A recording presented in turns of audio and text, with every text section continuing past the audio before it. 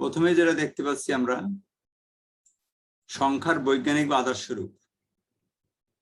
তোমরা ক্যালকুলেটরে বড় বড় গুণ ভাগ টাইপ করতে গিয়ে বিভিন্ন ভাবে দেখো, এখন তো অভ্যস্ত হয়ে গেছো। যেমন তোমরা কখনো দেখো ক্যালকুলেটর এরকম দেখায় বা এরকম দেখায়, এটা এখন হয়তো অভ্যস্ত হয়েছে। আগে তোমাদের দেখতে একটু অদ্ভুত লাগতো যে এটা আবার কি, তাই না? এইটা আরো আগে শেখা লাগতো, কিন্তু তোমাদের আলোচনা এখন আসছে, এখন আমরা এটা শিখতেছি। এটা হচ্ছে বৈজ্ঞানিক রূপ, অর্থাৎ বড় বড় সংখ্যাগুলোকে, এই যে একটা বড় সংখ্যা, এত বড় সংখ্যা না লিখে এটাকে সংক্ষেপে প্রকাশ করা, এটি আমাদের বৈজ্ঞানিক রূপ। এর সিস্টেমটা কি সেটা ভালো করে আমরা শিখবো। যেমন দেয়া আছে আলোর গতি কত কিলোমিটার, এখানে একক দশক শতক হাজার ও 3 লাখ কিলোমিটার পার সেকেন্ড। এখন মিটারে করলে কি হবে? মিটারে করলে আরো 3টা শূন্য বেরোয় গেল, 3 লাখে বার আরো 3টা শূন্য, গুনতে অনেক সময় লাগবে, না গুনলাম। তাহলে সংক্ষেপে প্রকাশ করলে এটা কিভাবে করবো? 3 ইন্টু এটা কত শূন্য আছে কয়টা দেখি আমরা, 1 2 3 4 5 6 7 8টা শূন্য আছে, 8টা শূন্য আছে। তাহলে লিখবো 3 ইন্টু এই যে 10 টু দি পাওয়ার 8। কত সহজ দেখো, 3 ইন্টু 10 টু দি পাওয়ার 8 মানে 3 এর পরে 8টা শূন্য। সহজ না বুঝতে? আমরা এত বড় জিনিসটা না লিখে, এখন তো এখানে 8টা রাখলাম, মনে করো 20টা শূন্য, তখন কি লিখবা? 3 ইন্টু 10 টু দি পাওয়ার 20। এতে বোঝা যাবে কি 3 এর পরে 20টা শূন্য। খুব সহজ হয়ে গেল না, সংক্ষেপ হয়ে গেল না? আমার কথাগুলো কি বুঝতে পারছো তোমরা? এই লাইনটা কি বুঝতে পারছো সবাই? Yes sir. গুণ আকারে যখন থাকবে এরকম বড় বড় সংখ্যাকে আমরা কিভাবে লিখবো সেটা দেখলাম। অর্থাৎ শূন্যগুলোকে আমরা 10 টু দি পাওয়ার যতগুলো শূন্য আছে তত দিব। এবার আসো পরেরটায়, হাইড্রোজেন পরমাণুর ব্যাসার্ধ কয়টা শূন্য আছে এখানে দেখো, আগেরটা তো বাদ। 1 2 3 4 5 6 7 8টা শূন্য আছে, ঠিক আছে। এবং এখানে আরো দুইটা সংখ্যা আছে 37। তাহলে 8 আর 2 মোট 10টা। দশমিকের ডান দিকে এখানে 10টা অঙ্ক আছে, শূন্য আছে 8টা, আর 3 এবং 7 আরো দুইটা অঙ্ক। এটাকে যদি আমরা দশমিক তুলি তখন কিন্তু নিচের এই পার্টটা হয়, এটা মানে তোমরা জানো। এটা দশমিক তোলার নিয়ম কি, দশমিকের পরিবর্তে একটা 1, এইখানে যে দশমিক আছে এই দশমিকের পরিবর্তে আমরা একটা 1 দিয়ে থাকি। এবার দশমিকের ডান দিকে যতগুলো অঙ্ক আছে, দশমিকের ডান দিকে এখন কয়টা অঙ্ক আছে আমি কাউন্ট করেছি এই মাত্র, বলো তো কয়টা অঙ্ক আছে? 10টা স্যার। 10টা, রাইট। তাহলে এখানে 0 হবে 10টা।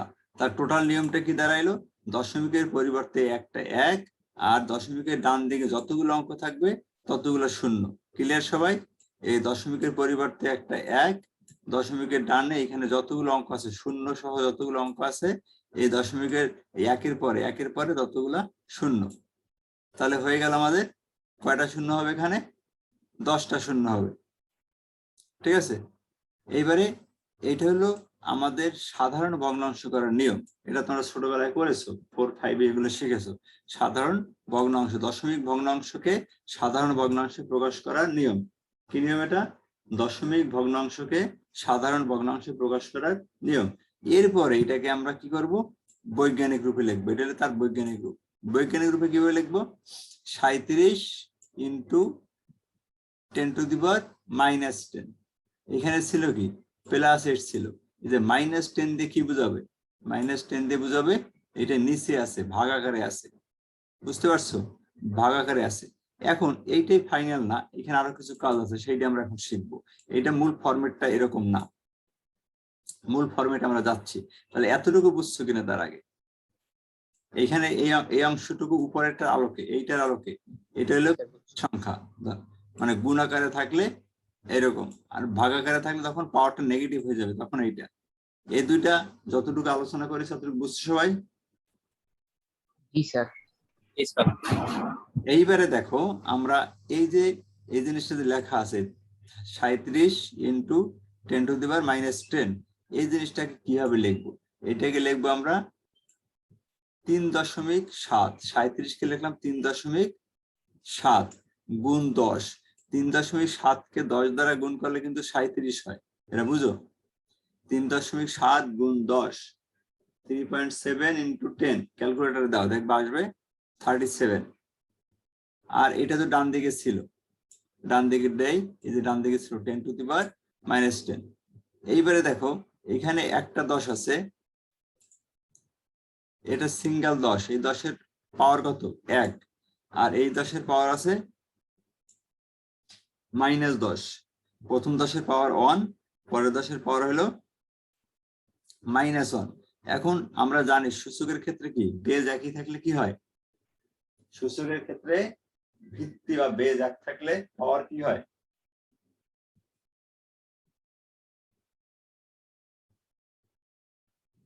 কে বলতে পারো না?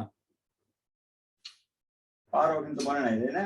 পাওয়ার যোগ হয় সূচক অঙ্কের ক্ষেত্রে। লব্ধটা সূচক, সূচক অঙ্কের ক্ষেত্রে ভিত্তি বা বেজ এক হইলে পাওয়ার যোগ হয়।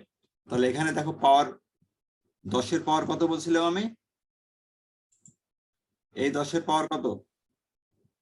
স্যার 1 1, আর এই 10-এর পাওয়ার -10। তা 1 আর -10 যোগ করলে কত হয়? -9 হয়। মাইনাস। বুঝতে পারছো? Yes sir, yes sir. 10 দ্বারা কেন এখানে গুণ করলাম, এটা কেন ভাঙলাম, সেই জিনিসটার ব্যাখ্যা দেখো। সুবিধার্থে অনেক বড় বা অনেক ছোট সংখ্যাকে a into 10 to the power n আকারে প্রকাশ করা হয়, যেখানে এর মান হবে 1-এর সমান বা 1-এর থেকে কি হবে? বড়, আর 10-এর থেকে ছোট। অর্থাৎ এইখানে এই যে 3-র কথা বলা হয়েছে, 3 হইলে তোমার a, 3 হইল a। এটা এমন ভাবে প্রকাশ করবা, এইখানে যে প্রথম সংখ্যাটা থাকবে, অর্থাৎ তোমার লাস্ট অংশ দেখাই, এটা দেখাই। এখানে কি আছে? 3.7 ইন্টু 10 টু দি পাওয়ার -10, -9। তাহলে এখানে 3.7 লিখেছি।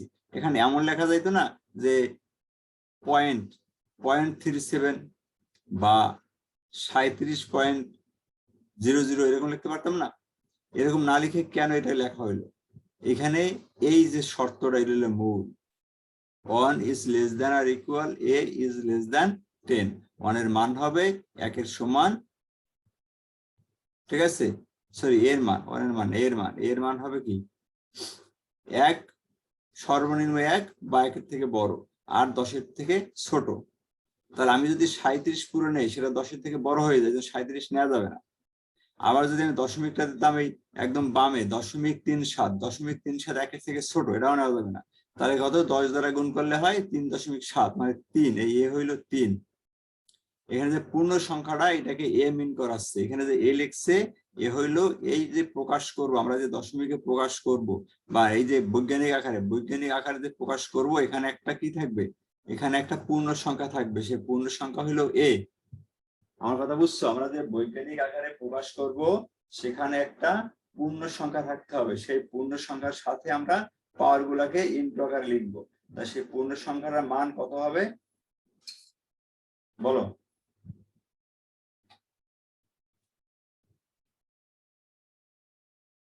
বুঝো না মনে হয় তোমার, তাই না? না স্যার। পূর্ণ সংখ্যাটা বুঝতে পারো না এখনো? আবার দেখো, এই যে জিনিসটা, এটা কিন্তু বৈজ্ঞানিক আকারে প্রকাশ করা আছে। এইটা পারফেক্ট বৈজ্ঞানিক আকারে প্রকাশ করা আছে। এইটা এবং এইটা, এই দুইটা বৈজ্ঞানিক আকারে প্রকাশ করা আছে। ভালো করে খেয়াল করো, এটা বুঝলে তোমার পরবর্তী এই চ্যাপ্টারের অঙ্ক কিন্তু পুরোটা নৈবেত্তিক, আর কিছুই না।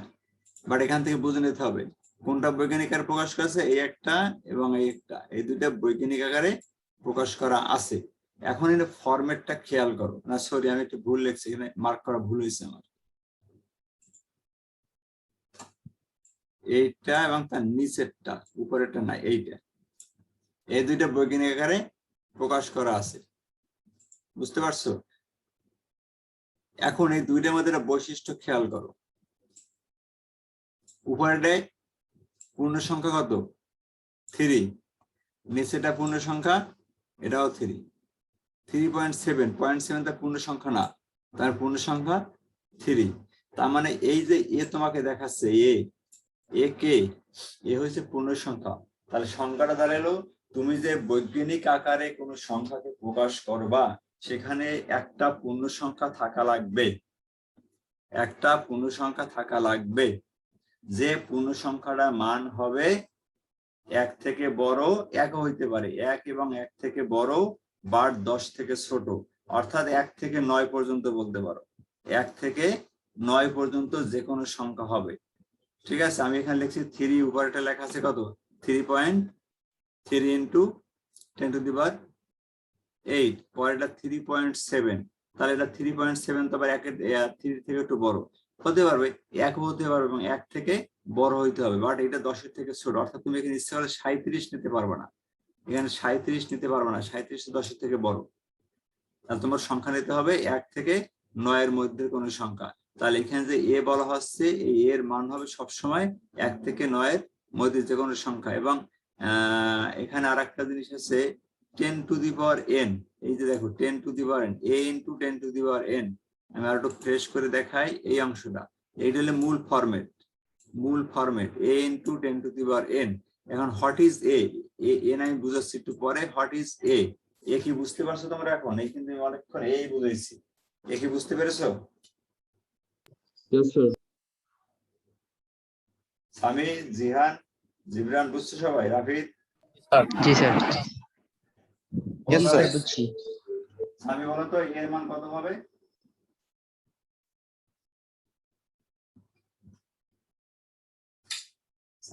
সামি বলো এর মান কত হবে?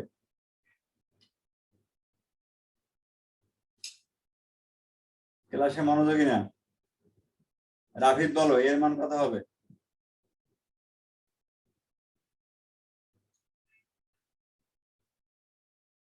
মনোযোগী না। জিহান বলো এর মান কত হবে?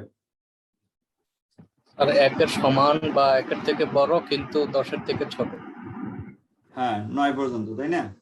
1 থেকে 9 সরাসরি বলতে পারো। সায়ান বুঝছো 1 থেকে 9 এর মান 1 to 9? Yes, sir.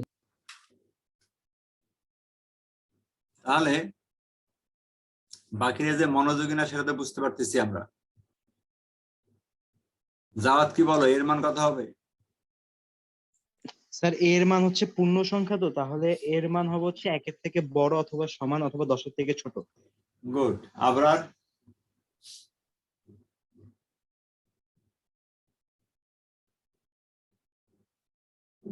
এ কোনটা বুঝতে পারছো? তাহলে 10 এর সাথে যারা গুণ আকারে থাকবে, 10 এর সাথে যারা গুণ আকারে থাকবে সেটাই।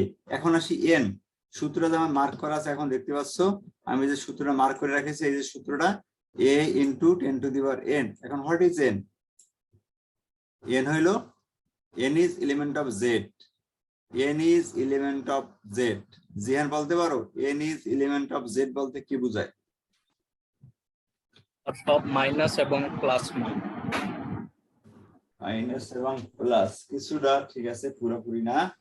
সামি বলতে পারো? না স্যার। রাফিদ আসো? আসি স্যার। কথা বলো, পারো? What is Z? না স্যার।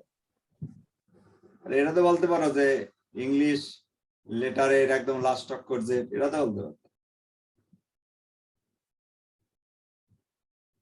জানো না জেড কোথায়? ইংলিশ লেটার গুলার বর্ণমালা লাস্ট অক্ষর জেড না? স্যার আমি বলি, হ্যাঁ বলো। স্যার z সমান স্যার যে সেট অফ ইন্টিজার্স। হ্যাঁ, কিছুটা। জিবরান? স্যার ধনাত্মক পূর্ণ সংখ্যার সেট। তুই তো কিচ্ছু পারলি না, ধনাত্মক পূর্ণ সংখ্যা আছে না? নাকি স্যার এটা রিয়েল নাম্বার হবে? শুধু পূর্ণ সংখ্যা, শুধু Z পূর্ণ সমান সংখ্যা, set of এক কথায় numbers। শুধু পূর্ণ সংখ্যার সেট জেড মনে থাকবে, সেখানে ধনাত্মক থাকবে ঋণাত্মক থাকবে। জিহান ঠিকই বলছে কিন্তু ক্লিয়ার না, তোমাকে পূর্ণ সংখ্যা বলতে হবে।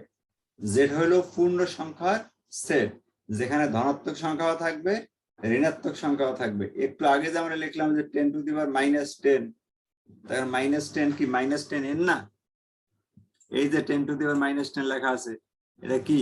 তার মানে এখানে n হইলো -10, -10 কোথা থেকে আসছে? সংখ্যা রেখা তুমি বাম দিকে পাবো -10। এই 10 হলো যেটার সদস্য, আবার +8 উপরের অঙ্ক ছিল যে +8, এই যে +8, এই +8 যেটা সদস্য, তার মানে প্লাস সংখ্যা আছে এখানে, মাইনাস সংখ্যা আছে। তবে একটা জিনিস আছে, পূর্ণ সংখ্যা কোনো দশমিক মানে ভগ্নাংশ নাই, কোনো প্রকারের ভগ্নাংশ নাই, কোনো প্রকারের ভগ্নাংশ নাই, সম্পূর্ণ পূর্ণ সংখ্যা। এটা হচ্ছে আমাদের z। সবার মনে থাকবে তাহলে। এখন তাহলে সূত্রটা মানে ক্লিয়ার সবাই। a × 10 to the power n, যেখানে a হইলো 1 to 10, মানে 1 হতে 10, সরি 1 to 9, 10 না, 1 to 9, আর z হইলো পূর্ণ সংখ্যা। এটি আমাদের বৈজ্ঞানিক আদর্শ রূপ। ক্লিয়ার সবাই? এখন এখানে কতগুলো কাজ আছে, আমরা এখন মুখে মুখে কাজগুলো করি, দেখি কারটা সঠিক হয়। সবাই অ্যাটেনশন দাও, মুখে মুখে করব। প্রথম 1500, সায়ন বলো, বুঝি নাই। স্যার প্রথমটা স্যার 1.5 × 10 টু দি পাওয়ার 4 হবে। হ্যাঁ, তুমি যেটা বলে ফেললা, আমি জিজ্ঞেস করি কে যার দিকে সে বলবা। ওকে, সরি স্যার। না ঠিক আছে, 1.5 × 10 টু দি পাওয়ার কত বলছো? স্যার 4। 4। আচ্ছা, সামি বলো তো, এটা ঠিক আছে কিনা?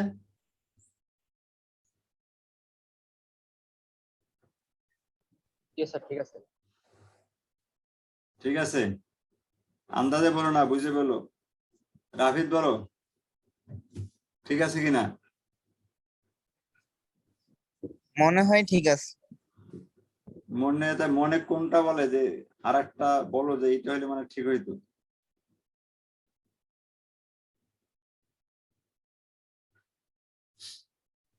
আর কোনোটা তো মনে হইতেছে না। তাহলে এটাই ঠিক। তাহলে ও ঠিকই বলেছে। এইবারে জিহান বলো, খ নাম্বার কি হবে? 5.12 into 10 to the power -4. 5.12 10 to the power minus কত? 4 স্যার। 4। জি স্যার। 4 হয় কি হবে? ঠিক আছে ওরটা। ঠিক আছে, yes sir. 4। Yes sir. Calculator দেখতেছো? Yes sir. Yes sir. হ্যাঁ, কি চালাক, সব চালাক হয়ে গেছে। বলো গ number.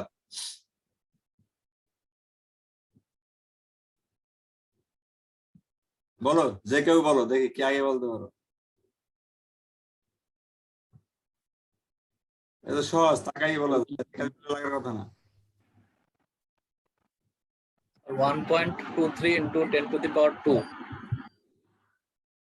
1.23 into 10 to the power 2. পরের সংখ্যাগুলো যাইবে কই? পরে যে আস্তে আস্তে সংখ্যা সেটি কই যাবে?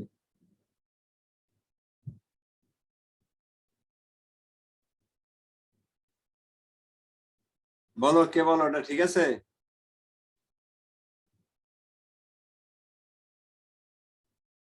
স্যার আপনার ওই যে সায়েন্টিফিক ফর্মে লিখতে হলে স্যার 123, এটা স্যার 10-এর অনেক বেশি বড় হয়ে যায়, তো সেজন্য বলে 10 টু দি পাওয়ার 2 নিয়ে এটা 1 এর জায়গায় আনতে হয়েছে।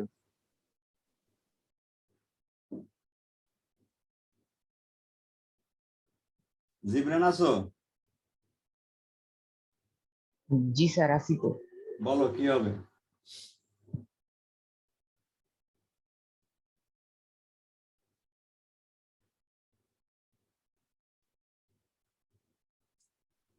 Sir 1.23000512 into 10 to the power 2. 10 to the power 2। 2। 10 to জি sir. The power 2।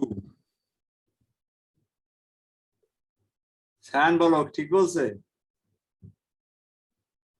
Yes sir.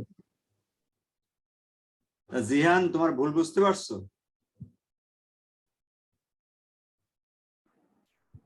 জি স্যার। তুমি কি ভুল করছিলে বলো? আর আমি দশমিকের পরে আর বেশি ঘর বলি নাই স্যার, 2টা ঘর বলছিলাম। তুমি জানতা পুরোটা আছে নাকি?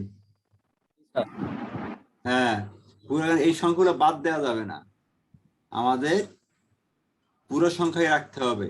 তাহলে এখানে সহজ হিসাব হলো আমি যখন 1.23 বলতেছি তখন দশমিক আমার 2 ঘর বামে চলে আসতেছে, ঠিক আছে? এজন্য আমার 2টা শূন্য দরকার, 2টা শূন্য। তার মানে এখানে আমি 10 টু দি পাওয়ার 2টা শূন্য মানে কি 10 টু দি পাওয়ার 2 দিলেই হয়ে যাচ্ছে। সবাই কি বুঝতে পারছো ব্যাপারটা? জি স্যার। নেক্সট, লগারিদম পদ্ধতি 2টা, স্বাভাবিক লগারিদম আর একটা হচ্ছে সাধারণ লগারিদম। আমরা যেটা করি সেটা হলো সাধারণ লগারিদম। এখানে আমরা দেখবা সবসময় ভিত্তি 10 ধরি, 10 ভিত্তি বলি, একটু আগে আমরা কিন্তু করে আসছি 10 ভিত্তি। আর যদি কখনো উল্লেখ নাও থাকে তখন আমরা 10 ভিত্তি লগ, উভয় পক্ষে লগ নিয়ে অঙ্ক করেছি না 4.2 আমরা উভয় পক্ষে লগ নিতাম, সেখানে কিন্তু আমরা 10 ভিত্তি ধরতাম। তাই যদি 10 ভিত্তি ধরি সেটা হচ্ছে সাধারণ লগারিদম। খ নাম্বার, নাম্বার বি, সাধারণ লগারিদম হইলো 10 ভিত্তি লগারিদম এইটা, ঠিক আছে? Common logarithm. ইংল্যান্ডের গণিতবিদ হেনরি ব্রিক্স 1624 সালে 10কে ভিত্তি ধরে লগারিদমের টেবিল মানে লগ সারণী তৈরি করেন। তার এই লগারিদম ব্রিক্স লগারিদমকে ব্রিক্স লগারিদম বা 10 ভিত্তিক লগারিদম বা ব্যবহারিক লগারিদমও বলা হয়। এই লগারিদমে লগ 10 ভিত্তি এক্স আকারে লেখা হয়, এই লগারিদমকে লগ 10 ভিত্তি এক্স আকারে লেখা হয়। এখন কয়েছে লগারিদম বীজগণিতে লগারিদম একটা সারণী থাকে, তোমাদের বইতে মেবি আছে, দেখেছো কোথাও লগারিদম সারণী? গেছি গেছি ছোট ছোট অক্ষর অনেকগুলো পাতা থাকে, এরকম আছে তোমাদের বইতে কোথাও? আগে ছিল, দেখো খুঁজে দেখো, তোমাদের বইতে থাকতে পারে নাও থাকতে পারে। এখন তো ক্যালকুলেটরে সব এটা করে সবাই, আগে যে আমাদের সময় ক্যালকুলেটর ইউজ হতো না। এই পেজ গুলো আমরা পরীক্ষার হলেও নিয়ে যেতে পারতাম, ওখানে লগের মানগুলো দেওয়া থাকতো।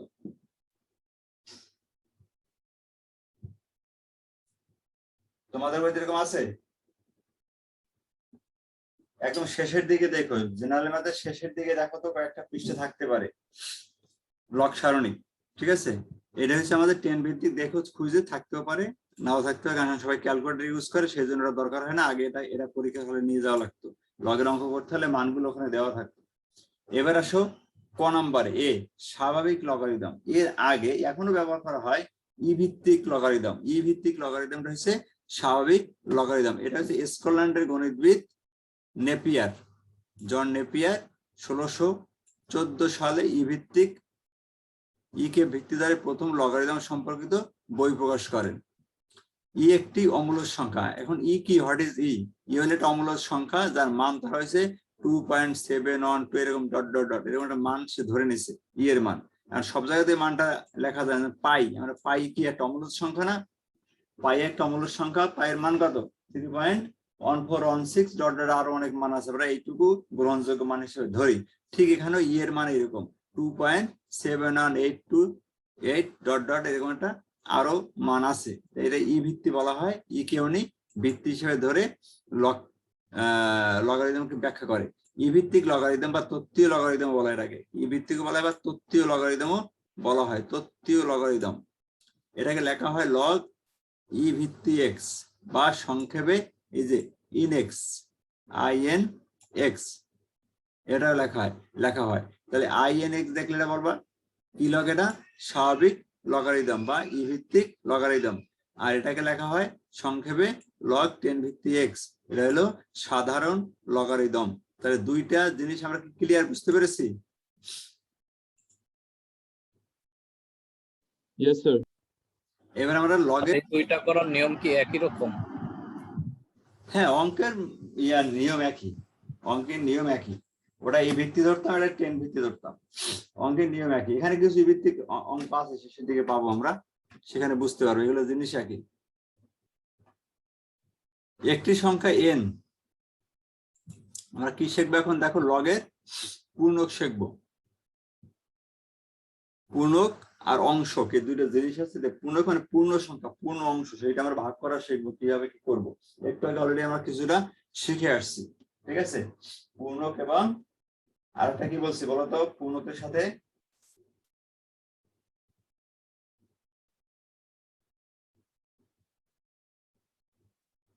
শোনো নাই, আমি তো বললাম পূর্ণকের সাথে একটা জিনিস অংশক। কি বলছি বলতো? জংশক। অংশক, অংশক মানে অংশ থেকে অংশ, পূর্ণক এবং অংশক। দেখি তাহলে n equal to a into 10 to the power n। এই যে a into 10 to the power n কোথায় ছিল? একটু আগে শিখছি না? এই টোটালটাকে এখন ধরবো n। n কি? স্বাভাবিক সংখ্যা, যেখানে n ইজ গ্রেটার দ্যান 0। স্বাভাবিক সংখ্যা n ইজ গ্রেটার দ্যান, স্বাভাবিক সংখ্যার সেটের মধ্যে কি 0 আছে? কেউ বলতে পারো? স্বাভাবিক সংখ্যার সেটের মধ্যে 0 আছে? বলতে পারো কেউ? আর 0 নাই। রাইট, স্বাভাবিক সংখ্যার সেটের মধ্যে 0 নাই, 1 থেকে শুরু। এই জন্য এখানে শর্তটা লিখে দিয়েছে n হলো স্বাভাবিক সংখ্যা। আর এই যে a into 10 to the n একটু আগে শিখে আসছি আমরা সেটা। এখানে n হলো 0 থেকে বড় এবং 1 থেকে এই যে সূত্রটা n, কারণ এইটাই তো ছিল a into 10 to the n এর শর্ত এটা, ঠিক আছে? এইটাকে টোটালটাকে এখন ধরবো আমরা n, ক্যাপিটাল n। আর এই যে স্মল nটা, এই যে স্মল nটা ইজ এলিমেন্ট অফ z, এটা শিখে আসছি আমরা, এখন এটা নিয়ে বললাম না।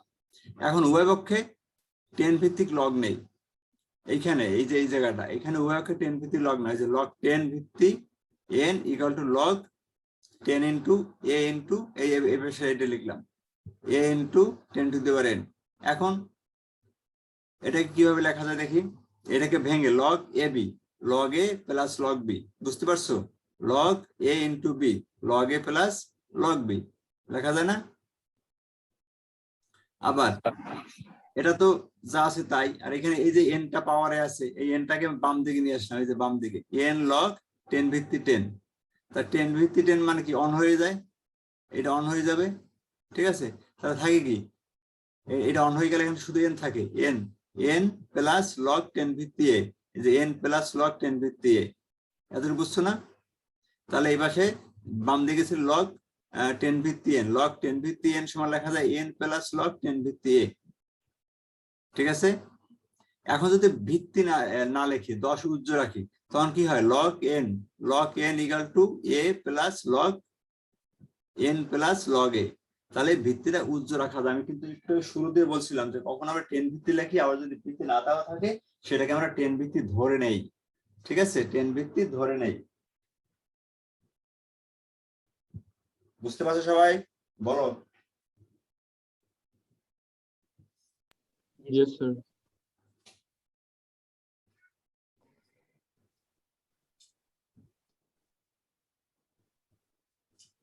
রাবেদ বুঝছো? Yes, sir. গুড। এইবার দেখো, n কে বলা হয়, এটাকে যদি কথায় বলি, n কে বলা হয় লগ n এর পূর্ণক, ঠিক আছে? পূর্ণক এবং অংশক নিয়ে এখন আমরা এখানে কথা বলবো। নিচের ছকটা দেখো, প্রদত্ত সংখ্যা পূর্ণ অংশের, পূর্ণক মানে পূর্ণ অংশে, মানে একটা পূর্ণ সংখ্যা, পূর্ণ অংশে যতগুলো অঙ্ক থাকবে সংখ্যাটির লগারিদমে পূর্ণক হবে সেই অঙ্ক সংখ্যার চেয়ে এক কম। লাইনটা মুখস্থ রাখবা, নৈবিত্তিক কিন্তু লাগবে। প্রদত্ত সংখ্যার পূর্ণ অংশে যতগুলো অঙ্ক থাকবে, পূর্ণ অঙ্কে যতগুলো অংশ, মনে করি এই যে 6237, পূর্ণ অংশে কতগুলো অঙ্ক আছে? 4টা। 623.7, এখানে পূর্ণ অংশে অঙ্ক আছে কয়টা? 623। পরেরটা পূর্ণ অংশে অঙ্ক আছে 2টা, 62। পরেরটা পূর্ণ অংশে অঙ্ক আছে 1টা, 6। পরেরটা কোনো পূর্ণ অংশ নাই। এবার কি অংশটা বুঝছো? প্রদত্ত সংখ্যার পূর্ণ অংশে যতগুলো অঙ্ক থাকবে, কথাটা বুঝতে পারছো? বুঝো না এখনো? প্রদত্ত সংখ্যার পূর্ণ অংশে যতগুলো অঙ্ক থাকবে, আমি যদি একদম নিচেরটা আগে যাই, এই নিচেরটা কোনো পূর্ণ অঙ্ক আছে? পূর্ণ অঙ্ক আছে, এর সব ভগ্নাংশ, দশমিক দেওয়া আছে। পরেরটায় একটা পূর্ণ অংশ আছে, বাকিটা ভগ্নাংশ। পরেরটায় 2টা পূর্ণ অংশ আছে, মানে পূর্ণ অংশে 2টা অঙ্ক আছে, বাকিগুলো ভগ্নাংশ। পরেরটায় পূর্ণ অংশে 3টা অঙ্ক আছে, বাকিগুলো ভগ্নাংশ। পরেরটায় পূর্ণ অংশে 4টা অঙ্ক আছে, এখানে কোনো ভগ্নাংশ নাই। আমার এই কথাগুলোকে বুঝতে পারছো? Yes sir. জি স্যার। রাবি বুঝছো? Yes sir. এবার হচ্ছে সংখ্যাটি লগারিদমে পূর্ণক হবে সেই অঙ্ক সংখ্যার চেয়ে 1 কম। তার মানে এইখানে এলো পূর্ণ সংখ্যা কয়টা আছে? 4টা। তাহলে এইটার পূর্ণক হবে 1 কম, মানে 3। এই দেখো শেষে 3 পূর্ণক, এই 3। এখানে পূর্ণ অংশে অঙ্ক আছে কয়টা? 3টা। তার মানে এখানে পূর্ণক হবে 2, এই দেখো 2। এখানে আছে 2টা, পূর্ণক হবে 1, এই দেখো 1। এখানে আছে 1টা, পূর্ণক হবে 1 বিয়োগ 1, 0, এই যে 0। এখানে একটা নাই, একটাও নাই, তাহলে পূর্ণক হয় -1। ঠিক আছে? এইবার দেখো এবং তা হবে ধনাত্মক। এই প্রথমে 3 থেকে শুরু করে 1 পর্যন্ত এগুলো হবে ধনাত্মক। ঠিক আছে? অর্থাৎ উল্লেখিত অঙ্ক সংখ্যা m হলে সংখ্যাটি লগারিদমে পূর্ণক হবে m-n। এটা দেখাইলাম। বাকিটা নিচেরটা একটা আলাদা নিয়ম আছে, সেটা আলাদা ছক আছে নিচে আরেকটা, সেখানেও দেখাইতে পারবো আমরা। এই যে ছক, এই ছকের মূলত এই নিচের এই পার্টটা, এই যে শেষে একটা পার্ট, এইটার মূলত এই নিচে এই ছকে প্রথমে এটা দেওয়া আছে। এটা এখানে আমরা না আলোচনা করলেও পারি, এটা নিচে আলোচনা করবো। আমরা এই পর্যন্ত আলোচনা করি। ঠিক আছে? তাহলে এখন তুমি কি করবা? এইটাকে বৈজ্ঞানিক আকারে প্রকাশ করতে হলে এইটা করতে হবে 6.237 ইন্টু 10 টু দি পাওয়ার মানে 10 কিউব। এটা বৈজ্ঞানিক আকারে প্রকাশ করলাম। এটা বুঝছো কিনা? বুঝছো না বৈজ্ঞানিক প্রকাশ?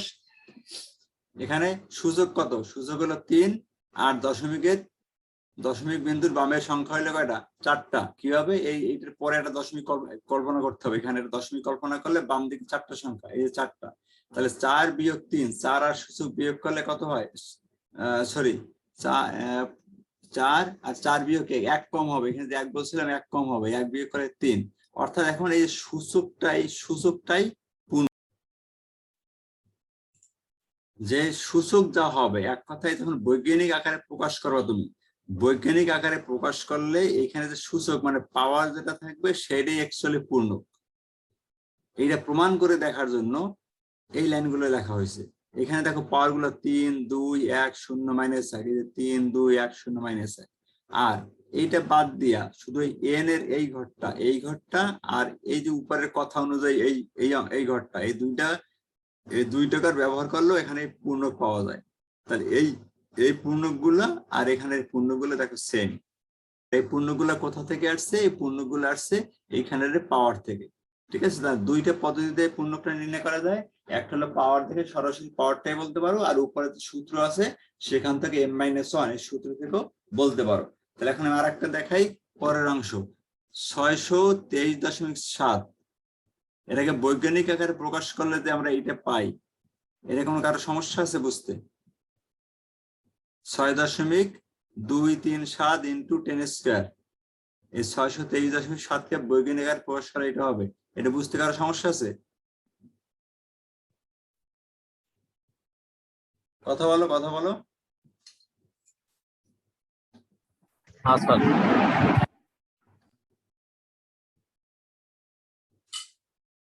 বৈজ্ঞানিকটা তো শিখে আসলাম, বৈজ্ঞানিকটা আমরা, তাই না? তাহলে এর পাওয়ার কত? 2। তার মানে এখানে পূর্ণক 2। এই দেখো সূচক 2 আর পূর্ণক 2। কিভাবে বের করবো? এখানে দেখো দশমিকের বাম দিকে অঙ্ক আছে কয়টা? 3টা। ঠিক আছে? তাহলে 3 বিয়োগ 1 অর্থাৎ এই m-1, 3 হলে m-1, 3 বিয়োগ 1 2 পাওয়া গেল। পরেরটা 62.37। এটা বৈজ্ঞানিক আকারে প্রকাশ করা হয় 10 টু দি পাওয়ার 1 দিলে হয় 6.237 ইন্টু 10 টু দি পাওয়ার 1। তাহলে